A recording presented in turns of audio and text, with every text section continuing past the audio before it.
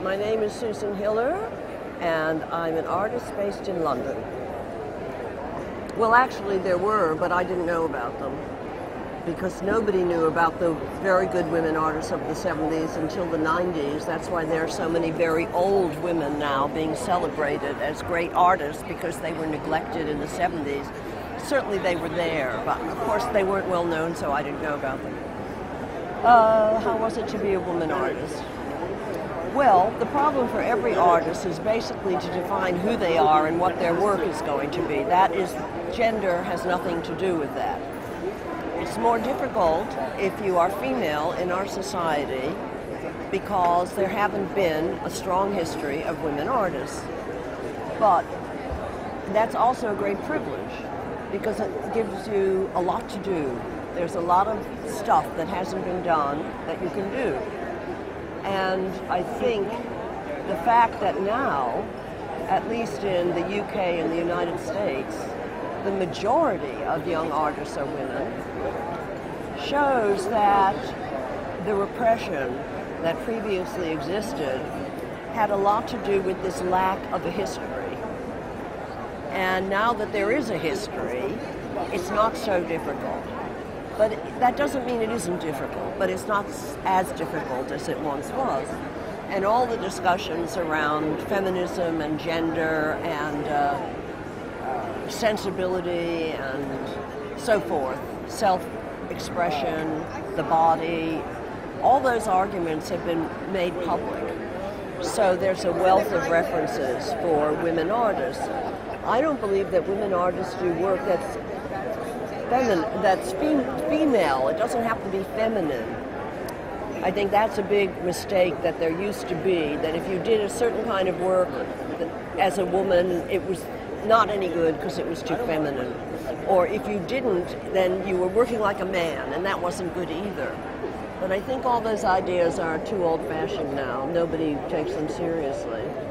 Well, this forthcoming documenta is going to be very different because the political issues of the moment are not just going to be art issues. It's got to do with the conditions in Greece and Germany. They're putting the two together and they're producing, have you seen these amazing books they're producing called South? The whole concept is South. What is South, And I've done this language piece, which is at the Paris Museum, which it's a second language work that I've done. The first one I did was 8 years ago, and that was shown at the Berlin Biennale, which happened to be, curated by Adam Simchik. Anyway, he's doing the documenta.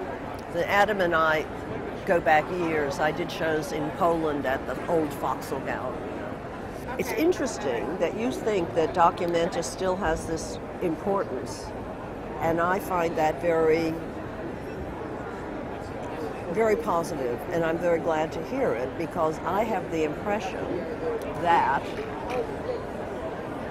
the situation in the art world is now that many of the money people don't have a clue what documenta is. They'll go to Venice, they won't go to documenta. And there's an anecdote told by a very important gallerist, I won't say who has galleries, several galleries, one in London, but mainly in New York, and also on the continent. And he was explaining in a newspaper article the difference between being a gallerist now and in the 70s or 80s and the kind of clients that he has. And he said, for example, he was talking to a very respected art collector about one of the gallery artists, and he was saying he was so happy because this artist X was going to be in documenta. And this collector said, what's documenta? I mean, if you're talking about art, any art that gets named radical, I think, is a kind of conventional category. It's like saying political art or something. Unless you're talking about radical form, I don't know what that would be nowadays. Honestly, I have no idea. Because anything has been possible since the 70s, and I really haven't seen anything that didn't have its origin in the 70s, to be honest. But maybe I'm just not seeing it. I don't know what radical means to me either. I think artists just do what they do, and if what they do turns out to be called radical, it does.